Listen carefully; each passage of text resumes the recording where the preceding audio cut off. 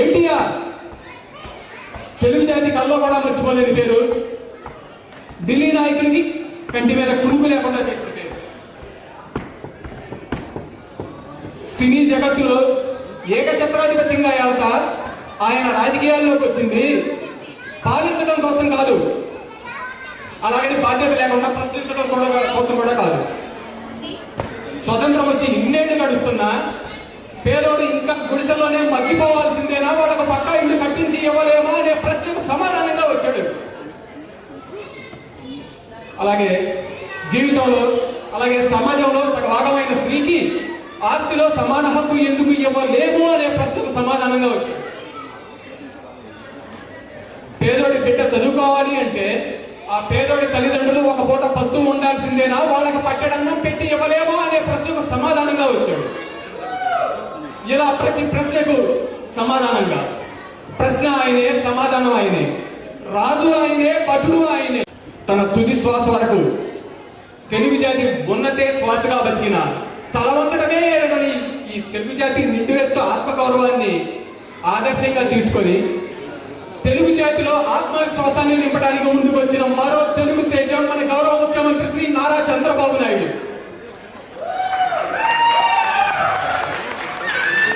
స్వతంత్ర భారత రాజకీయ చరిత్రలో సువర్ణాక్షరాలతో లిఖించదగ్గ పేర్లు మన రామన్న, మన చంద్రన్న. దానికి ప్రతి తెలుగువాడిగా మనం గర్వపడి తేరాల్సింది. మన ఈ తెలుగు జాతి చంద్రుడి నాయకత్వపు వెన్నెల్లో ఆంధ్రలో అద్భుతం జరుగుతుంది. అందులో కొన్నిటిని ఒక 1% TDFS టీం ఒక చిన్న వీడియోగా కంపైల్ చేసేసి మీకు ప్రజెంట్ చేయడానికి ట్రై చేస్తున్నామండి. ప్లీజ్ అది చూడండి. అదే కాదండి, రోజుకు 1 గంట మిమ్మల్ని రిక్వెస్ట్ చేసేది, రోజుకు 1 గంట ఆంధ్రలో జరుగుతున్నది ఏంటి అనేది తెలుసుకోవడానికి ప్రయత్నం చేయండి.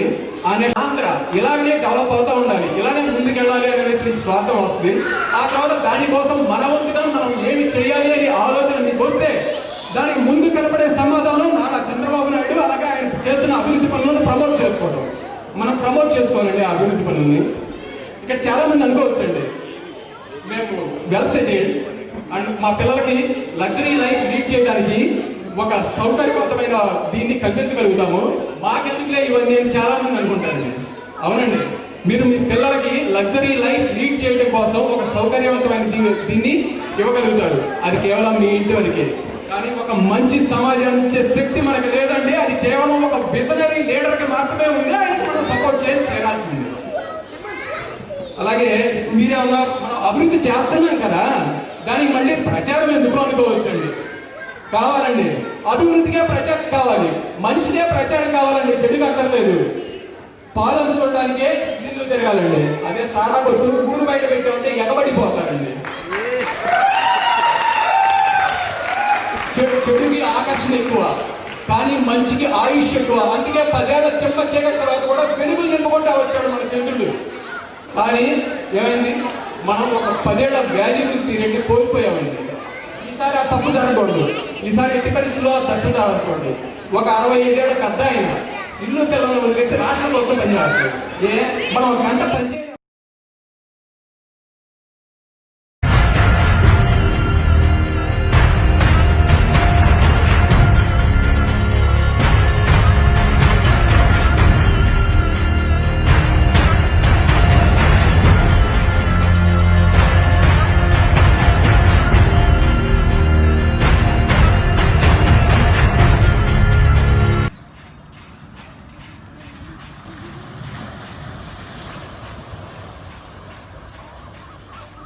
I appeal to Union Minister of Road Transport and Highways Nitin Gadkari to formulate guidelines for seaplanes quickly, and this is cost effective, less maintenance and needs small runway.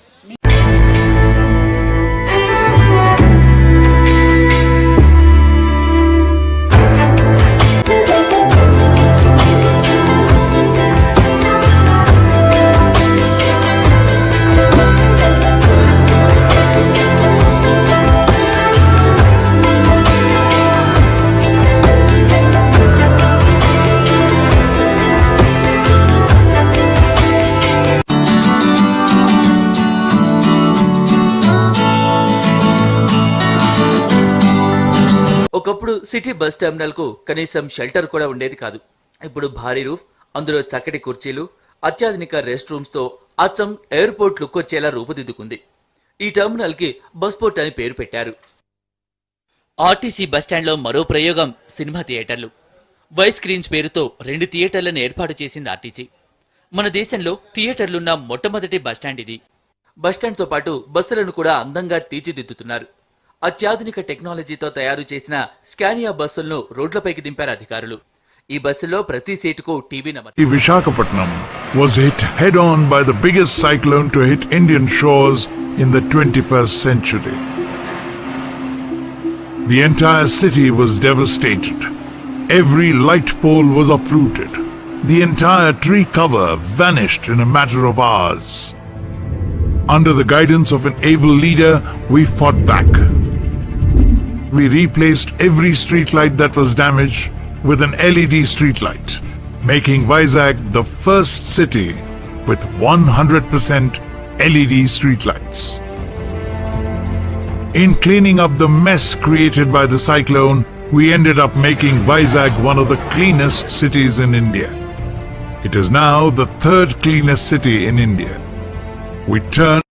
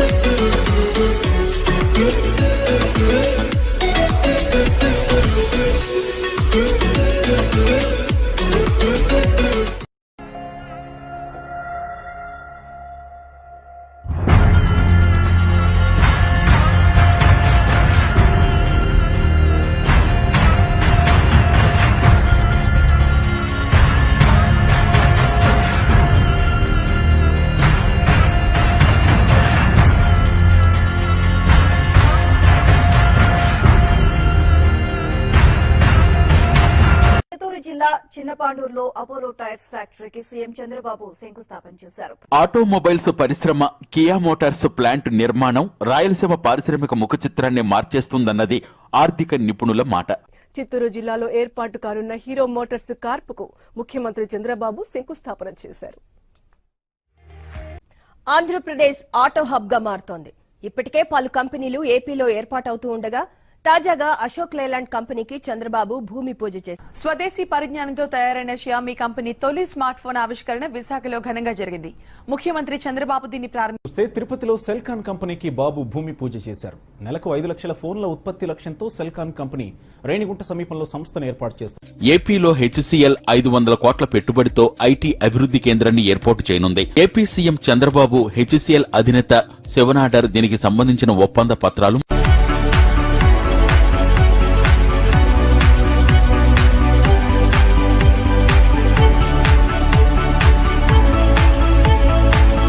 And we've got some news breaking here on India Today. A big boost for Chandrababu Naidu, where Google X is to set up its development center in Visakhapatnam in Andhra Pradesh. A big boost for the Chief Minister of Andhra Pradesh, Chief Minister Chandrababu Naidu. Google X is to open its big development center in Visakhapatnam. It's a major achievement for the Andhra Pradesh government, and it has signed an MOU with Alphabet Inc., which owns Google, to set up a big development center in the coastal city of Visakhapatnam.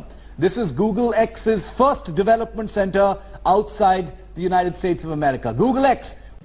క్యాన్యుయెంట్ భవనంలో ఏర్పాటు చేసిన క్యాన్యుయెంట్ proceed తురయ్య అనే 3 IT కంపెనీలను IT శాఖ మంత్రి నారా లోకేష్, విద్యాశాఖ మంత్రి గంటా శ్రీనివాసరావుతో కలిసి ప్రారంభించారు. చంద్రబాబు నాయుడు రేణిగుంటలో జోహో సాఫ్ట్వేర్ కంపెనీని చంద్రబాబు ప్రారంభించారు. విశాఖ, అమరావతి, అనంతపురం, తిరుపతిని ఐటీ హబ్ గా తీర్చిదిద్దుతామన్నారు. జోహో కంపెనీకి తిరుపతి అతిపెద్ద సెంటర్ కావాలని ఆకాంక్షించారు. నవ్యాంధ్ర రాజధాని విజయవాడకు ఐటీ కంపెనీలు క్యూ కడుతున్నాయి. కాసేపట్లో గన్నవరంలోని మేధా టవర్స్ లో 7 ఐటీ కంపెనీలను ప్రారంభిస్తారు. ఏపీ ఐటీ శాఖ మంత్రి నారా లోకేష్ 5 నెలల క్రితం సీఎం చంద్రబాబు కూడా ఆటోనగర్ లో 5 ఐటీ కంపెనీలు ప్రారంభించారు. ఏపీలో ఐటీ కంపెనీల ఏర్పాటు క్రమంగా పెరుగుతోంది. నేడు తిరుపతిలో 8 ఐటీ కంపెనీలు ప్రారంభం కానున్నాయి. రిమోనియల్ లాంజ్కు చంద్రబాబు శంకుస్థాపన చేస్తారు. 3 గంటలకు రేణిగుంటలోని జోహో కార్పొరేషన్ ఐటీ పరిశ్రమను ప్రారంభించి ప్రసంగిస్తారు. ఆ తర్వాత ఐటీ టెక్ హబ్ ప్రాంగణానికి చేరుకుని ఏజీఎస్ హెల్త్ ఐటీ సెంటర్ను ప్రారంభిస్తారు.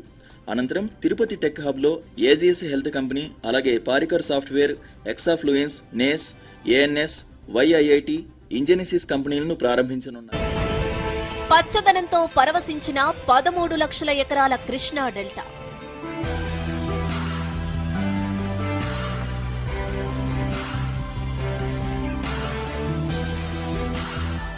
కృష్ణా, గోదావరి రైతుల తలరాత మార్చేసిన చంద్రబాబు సంకల్పం.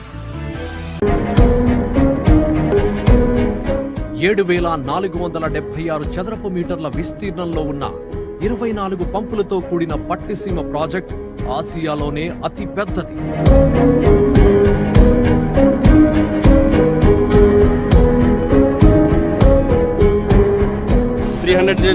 days లో ఈ ప్రాజెక్టు నిర్మాణం మొత్తం పూర్తి చేయడం జరిగింది. ఇది నిర్మాణ చరిత్రనే ఒక మైలురాయిగా నిలుస్తుంది.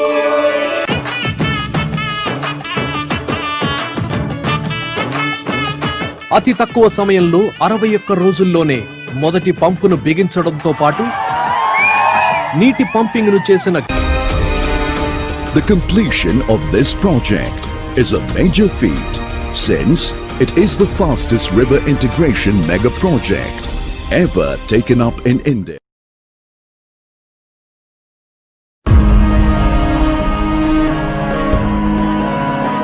అవి కరువు ప్రభావిత 4 జిల్లాలు. జనం తాగునీటితో సహా పాడి పంటలకు కూడా కటకటే.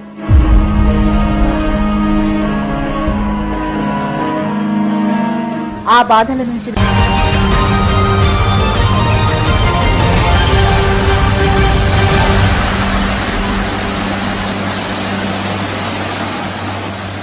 కరవు సీమను సస్యశ్యామలం చేస్తూ కృష్ణా జలాలు అనంతపురం జిల్లాలోకి ప్రవేశించాయి. 40 ఏళ్ల రాయలసీమ వాసుల కళ నెరవేరబోతోంది. హంద్రీనివాస్ సుజల స్రవంతి ప్రాజెక్టు పనులు విజయవంతంగా పూర్తయ్యాయి. హంద్రీనివాతో సీమలో కరువును తరిమేసి హంద్రీనివా సుజల స్రవంతి ప్రాజెక్టుతో అనంతపురం జిల్లా సస్యశ్యామలం. కృష్ణమ్మ నిరంతరం ప్రవహించాలని ప్రార్థించుదాం.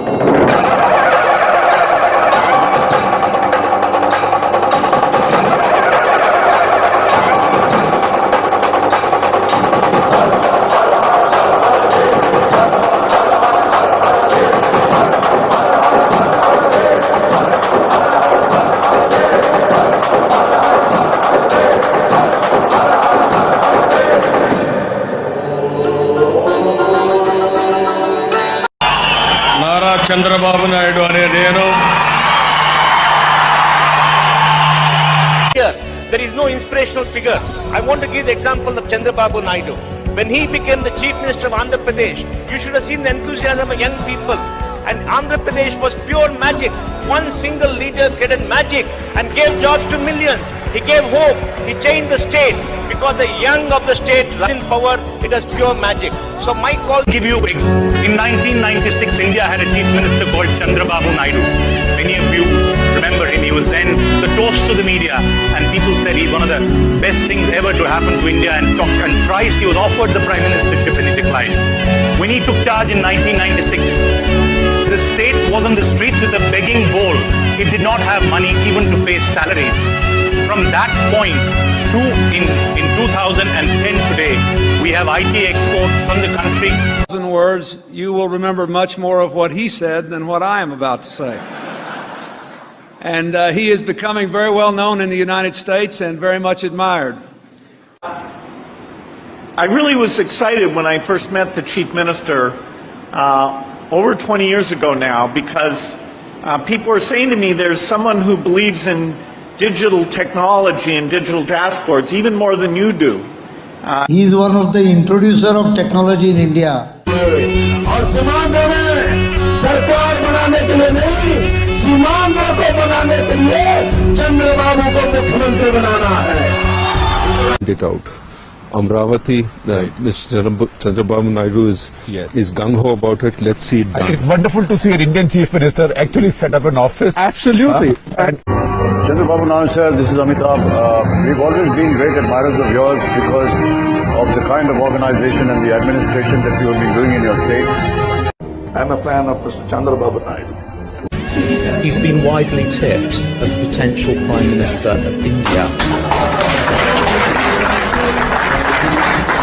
Ladies and gentlemen, Mr. Naidu, recipient of the Golden Peacock Award for Leadership in Public Service and Economic Transformation.